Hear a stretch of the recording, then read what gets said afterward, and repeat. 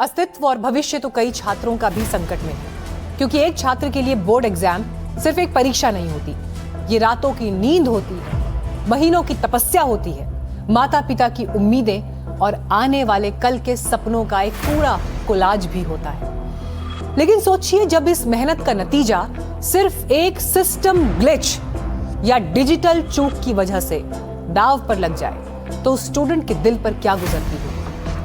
13 मई को जब CBSE class 12 के नतीजे आए तो देश के लाखों घरों में खुशियों की जगह एक अजीब सी एंजाइटी ने ले ली। कोई कह रहा है कि जो आंसर शीट उसे दिखाई गई वो उसकी है ही नहीं, तो कोई ब्लर और गायब पन्नों की शिकायत कर रहा है।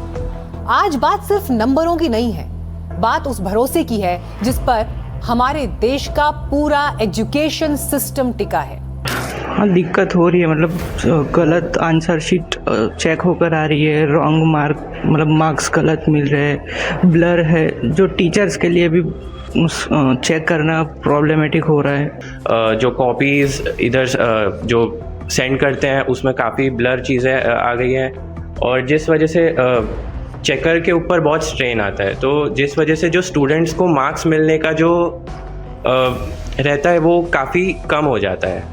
जब तक तुम उनको एडवांस टेक्नोलॉजी कर रहे हो, उसकी जगह पे जो अब पहले मेथड था, जैसे फिजिकली पेपर चेक होते थे, फिजिकली आप सब कुछ टीचर्स करती थी, वैसे ही कंटिन्यू करो जब तक वो एडवांस नहीं हो रहा है। तो वैसे किसी को भी कॉम्प्रोमाइज़ नहीं करना पड़ेगा। 12th के रिजल्ट्स बच्चों के लिए बहुत इंपॉर्टेंट होते हैं, क्योंकि उनके 12th के मार्क्स के हिसाब से उन्हें कॉलेज में एडमिशन मिलता है। तो 1-2 मार्क्स की गलती से भी कॉलेज का कट ऑफ क्लियर नहीं हो सकता। बट हमें सीबीएसई पर इतना भरोसा होना चाहिए कि वो अपनी टेक्नोलॉजी और अपनी गलतियां सुधारेंगी। इस पूरे विवाद को इसके तकनीकी और प्रशासनिक पहलू से समझते हैं। इस साल सीबीएसई ने एक बड़ा डिजिटल रिफॉर्म किया, ऑन स्क्रीन मार्किंग सिस्टम, यानी कॉपीज फिजिकल जांचने की बजाय स्कैन करके डिजिटल स्क्रीन पर जांची गई। लेकिन सवाल टाइमिंग और तैयारियों पर उठ रहे हैं। जून 2025 के गवर्निंग बॉडी की मीटिंग में खुद सदस्यों ने यह कहा था कि पहले इसे पायलट प्रोजेक्ट के तौर पर कुछ सब्जेक्ट्स में टेस्ट कर लिया जाए, मगर बोर्ड ने बिना किसी बड़े पायलट टेस्ट के इसे सीधे 22 रीजनल ऑफिसेज में लागू कर दिया। तो अब विवाद कहीं ना कहीं बढ़ता चला जा रहा है। छात्रों का ही नहीं, अब उसमें नेता भी कूद पड़े हैं, तमाम सारे शिक्षाविद आरोप लगा रहे हैं। और आज जब सीबीएसई से एनडीटीवी ने संपर्क किया, उनकी जो स्पोक्स पर्सन है नीति प्रकाश, तो उन्होंने मैसेज करके एनडीटीवी को ये कहा कि इन सारे आरोपों का जवाब जल्द दिया जाएगा। अब गणित समझिए, लगभग 17 लाख छात्रों की करीब 98 लाख से ज्यादा कॉपीज जांची गई। दिल्ली के मशहूर शिक्षाविद केशव अग्रवाल ने एक बड़ा और वाजिब सवाल उठाया कि अगर हर कॉपी के औसतन 40 पन्नों को गिना जाए तो करीब 40 करोड़ पेज स्कैन किए गए। सवाल यह है कि जिस वेंडर या कंपनी को यह काम दिया गया, क्या इतने कम समय में इतने बड़े पैमाने पर सटीक स्कैनिंग के लिए तैयार थे, केपेबल थे? 1 करोड़ लगभग बच्चे और 40 कॉपियां, 40 करोड़ पेज किसने स्कैन किए और किस क्वालिटी के किए? तो यही एक नाम आता है कोएम्प्ट कंपनी का, जिसको पहले ग्लोबेरेना नाम से बोला जाता था और जिसके प्रमोटर VSN राजू है। सवाल उठना तो लाजमी है।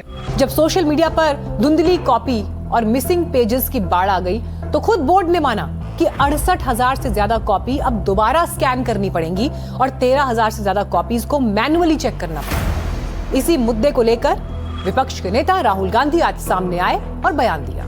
Why and by whom was COEMPT given the CBSE contract? Second, which procedures were circumvented to give COEMPT this contract?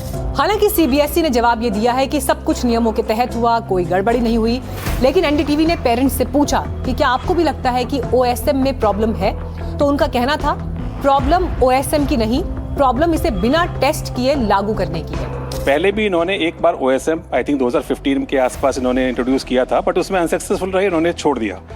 Problem technology की नहीं है। टेक्नोलॉजी तो हमें एडवांस करनी ही चाहिए और आगे हमें बढ़ना ही चाहिए, बट उसको इम्प्लीमेंट करने से पहले इनको उसको टेस्ट करना चाहिए, थॉरोली होना चाहिए। समस्या एक नहीं थी। अब जो छात्र री-इवैल्यूएशन के लिए अप्लाई कर रहे थे, उनके पैसे पेमेंट गेटवे में फंस रहे हैं। इस मामले की गंभीरता को देखते हुए खुद केंद्रीय शिक्षा मंत्री धर्मेंद्र प्रधान ने दखल दिया। उन्होंने state bank of India, bank of Baroda, Canara bank और इंडियन बैंक के अधिकारियों के साथ इमरजेंसी बैठक की और सीधे निर्देश दिए कि छात्रों का जो भी पैसा गलत तरीके से कटा है उसका ऑटोमेटिक रिफंड तुरंत सुनिश्चित किया जाए।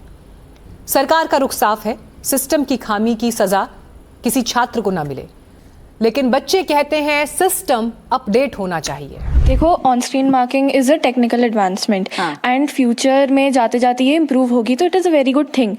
तो पर ये ऑप्शन वाली जो चीज है, ऑप्शन वाली जो चीज है, it is very complicated. It's complicated for the teachers, it's complicated for CBSE. तो मुझे लगता है कि ऑनलाइन ही होना चाहिए, पर थोड़े इम्प्रूव समय के साथ। इधर सीबीएसई के चेयरमैन राहुल सिंह ने साफ किया कि इस नए सिस्टम से मूल्यांकन की पद्धति या मार्किंग स्कीम में कोई बदलाव नहीं हुआ, सिर्फ कॉपी जांचने का माध्यम बदला है। लगभग 3 लाख शिक्षकों को इसके लिए ट्रेन किया गया था। बोर्ड का कहना है कि जब उन्होंने रीचेकिंग की फीस 700 रुपए से घटाकर 1000 रुपए की तो आवेदनों में 300% का उछाल आना स्वाभाविक था। सुरक्षा में सेंध के दावों पर भी बोर्ड ने स्पष्ट किया कि जिस पोर्टल में खामी की बात की जा रही है वो सिर्फ एक टेस्टिंग प्लेटफॉर्म था जिसमें डमी डेटा था। लाइव सिस्टम पूरी तरह सुरक्षित है। इसमें जो आपके प्रश्न है वेबसाइट हैक होने का, इसको पूरे सिरे से मैं नकार रहा हूँ, क्योंकि एग्ज़ाम ऑफलाइन मोड में होती है तो वेबसाइट हैक होने का कोई प्रश्न ही नहीं है। पेन पेपर एग्ज़ाम हो रही है तो वेबसाइट का कोई एग्ज़ाम से लेना देना नहीं है। जमाना लेकिन जेनजी का है, ऐसे में तकनीक का स्वागत होना चाहिए, सिस्टम को डिजिटल भी होना चाहिए, लेकिन जब बात देश के भविष्य की हो तो ट्रायल एंड एरर की गुंजाइश शून्य होनी चाहिए, 0 टॉलरेंस। छात्र आज भी अपनी आंसर शीट सोशल मीडिया पर पोस्ट करके इंसाफ की गुहार लगा रहे हैं।